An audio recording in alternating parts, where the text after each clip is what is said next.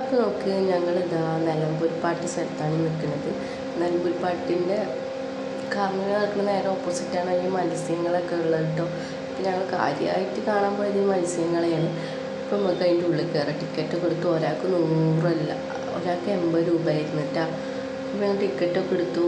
ഉള്ളിൽ കയറിയപ്പോൾ കറണ്ട് ഉണ്ടായിരുന്നില്ല. പിന്നെ കുറച്ച് കഴിഞ്ഞപ്പോൾ ശരി കറണ്ട് വന്നപ്പോൾ അടിപൊളിയായിരുന്നു കേട്ടോ. കറണ്ടില്ലാതെ ഞങ്ങൾ ഇറങ്ങി പോകുന്നതിന് ഞങ്ങൾ 100 രൂപ നഷ്ടമായിരുന്നു. ഇപ്പോൾ കറണ്ട് വന്നപ്പോൾ എല്ലായിടത്തും ലൈറ്റും കാര്യങ്ങളൊക്കെ, ഈ ലൈറ്റ് ഭയങ്കരമായിട്ട് ഇഷ്ടമായിട്ടാണ്. പിന്നെ കുറച്ച് മീനുകളൊക്കെ ഉണ്ട്, ഞാൻ കാണാത്ത കുറേ മീനുകളും കാര്യങ്ങളൊക്കെ ഉണ്ടായിരുന്നു. അപ്പോൾ ഇഷാൻകുട്ടിയായി കൂടെ ഓടി നടക്കുന്നുണ്ട് കുട്ടികളപ്പം. അതിൻ്റെ ഇടയിൽ കൂടെ ഒരു പുക പോണ ഒരു സെറ്റപ്പൊക്കെ അവർ ഒരുക്കിയിട്ടുണ്ട്. അതും എനിക്ക് ഭയങ്കരമായിട്ട് ഇഷ്ടമായി. പിന്നെ കുറേ പൂക്കൾ, കിളികൾ, അങ്ങനത്തെ ഐറ്റംസൊക്കെ ഉണ്ടായിരുന്നിട്ട് എനിക്ക് ഭയങ്കരമായിട്ട് ഇഷ്ടപ്പെട്ട്. 80 രൂപയ്ക്ക് എന്തായാലും മുതലാവും.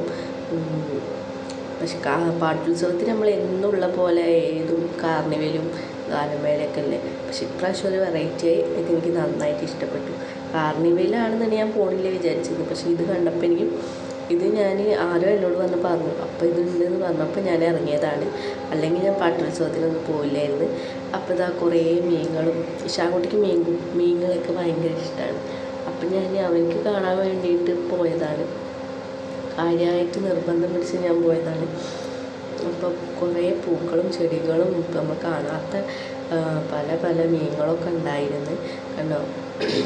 ഇതെനിക്ക് ഏറ്റവും കൂടുതൽ ഇഷ്ടപ്പെട്ട ആ മീനാണ് കേട്ടോ. പല കളറിൽ നല്ല രസം കാണാനായിട്ട്.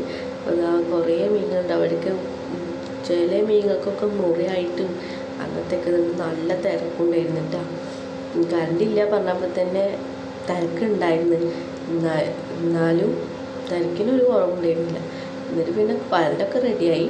പിന്നെ ഇതാ ഈ മീൻ എനിക്ക് ഭയങ്കരമായിട്ട് ഇഷ്ടപ്പെട്ടിട്ട് ഞാനിതാ അമ്മയോട് വീഡിയോ എടുക്കുക പറഞ്ഞിട്ട് ഇങ്ങനെ നടക്കുകയായിരുന്നു. അപ്പം അമ്മ അത് കൊളാക്കി. അപ്പം അതിൻ്റെ ദേഷ്യത്തിൽ ഞാൻ പിടിച്ച് വാങ്ങിയതാണ് കേട്ടോ. എല്ലാവരും മീനൊക്കെ കണ്ട് അടിപൊളി പൂക്കളൊക്കെ ഉണ്ടായിരുന്നു കേട്ടോ. അപ്പോൾ ഐസ്ക്രീമിൻ്റെ ഒരു കട ഉണ്ടായിരുന്നു അവിടെ, അതിൻ്റെ ഉള്ളിൽ ചെറുതായിട്ട്. അപ്പോൾ അവിടേക്ക് ഞങ്ങൾ വല്ലാണ്ട് പോയില്ല. അപ്പോൾ അതൊക്കെ കണ്ട് ഞങ്ങൾ ഇറങ്ങി. ബായ്.